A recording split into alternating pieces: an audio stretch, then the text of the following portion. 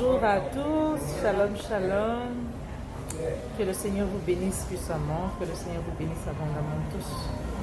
Dans le précieux nom de Jésus-Christ, le nom de Yeshua Hamashiach, notre Dieu.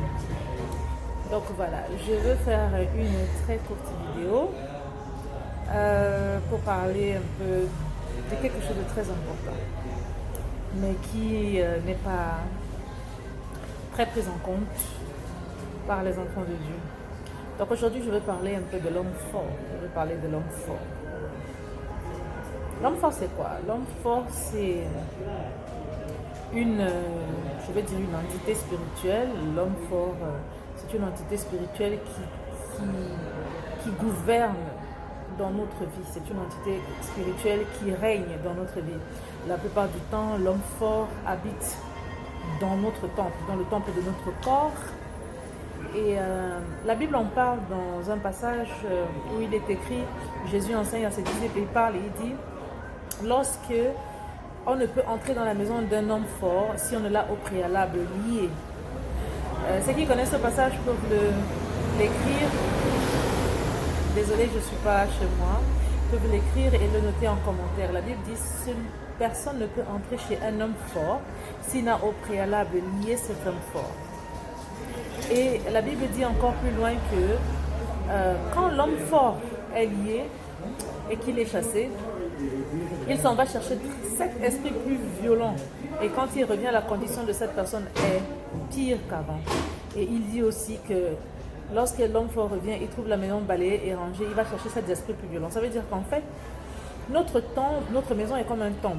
Notre maison, notre corps spirituel, parce qu'on a un corps physique, et on a un corps spirituel.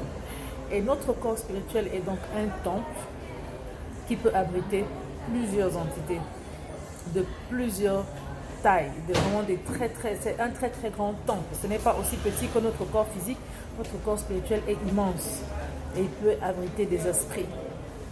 Donc, maintenant, selon la vie d'une personne ou selon la vie qu'aura menée ses parents, il y a des entités spirituelles qui seront dans les corps, transmis dans les corps. Ça va être pour une raison ou pour une autre. Le péché est la raison principale qui permet aux portes d'une vie de s'ouvrir. Et maintenant, quand les portes d'une vie se sont ouvertes, généralement, certaines malédictions, certains péchés peuvent être transmis de génération en génération à cause de l'héritage spirituel, de la modification de l'ADN spirituel. Donc, quand ces esprits entrent dans les vies, ils deviennent les gouvernants de ces vies, ils deviennent les personnes décidantes de ces vies, ils manipulent les vies, ils changent les destinées, bref, ils ont un impact puissant, un impact fort. Et la Bible parle aussi dans ce même passage du trésor. Il parle d'un trésor que l'homme fort garde. Il est dit que si l'homme fort n'est pas lié, on ne peut pas entrer, si l'enfant n'est pas lié, on ne peut pas entrer dans une maison et piller les trésors. Et moi, je veux te poser la question de savoir quels sont les trésors qui sont donc dans la maison spirituelle d'un être humain. Quels sont ces trésors qui sont dans la maison spirituelle de l'être humain? Pour répondre à ta question, je vais te dire simplement que ce sont les vertus. Ce sont les vertus, ce sont les grâces, ce sont les bénédictions, ce sont les faveurs que Dieu a accordées à une personne et qui demeurent et qui restent dans le corps spirituel de cette personne. Ce sont les vertus qu'une personne possède qui peuvent permettre à ce que cette personne puisse aisément accomplir sa destinée. Ce sont des choses que Dieu a mis dans la vie des gens qui les aident tout au long de leur processus, leur vie sur terre à accomplir leur destinée. Et quand les personnes perdent leur vertu, il devient de plus en plus difficile pour eux d'accomplir leur destinée. On peut voler les vertus d'une personne, on peut justement, pendant la manipulation de l'étoile, quand on manipule les étoiles des gens, on vole les vertus, on vole les grâces, on vole les dons, on vole les aptitudes, on vole beaucoup de choses dans le temple de ces personnes, de sorte qu'il devient très difficile pour ces personnes de pouvoir accomplir leur destinée. Donc, aujourd'hui, j'ai briefé un peu sur les vertus, mais j'espère que je reviendrai dessus. Je voudrais simplement amplifier sur l'homme fort et dire que auparavant, quand Dieu a créé l'être humain, il a donné le Saint-Esprit comme un homme fort. comme un esprit fort, un homme fort qui garde le temple de l'être humain. La Bible en parle et il dit, nous n'avons pas reçu un esprit de peur, de crainte ou de tremblement, mais nous avons reçu un esprit de force, un esprit de puissance par lequel nous crions Abba Père. Donc cet esprit que nous avons reçu, le Saint-Esprit, c'est un homme fort qui va venir maintenant donner, influencer notre vie de manière positivement afin que nous puissions accomplir nos destinées et que nous puissions vraiment accomplir nos destinées, marcher selon le plan de Dieu, accomplir le dessein de Dieu, accomplir notre destinée.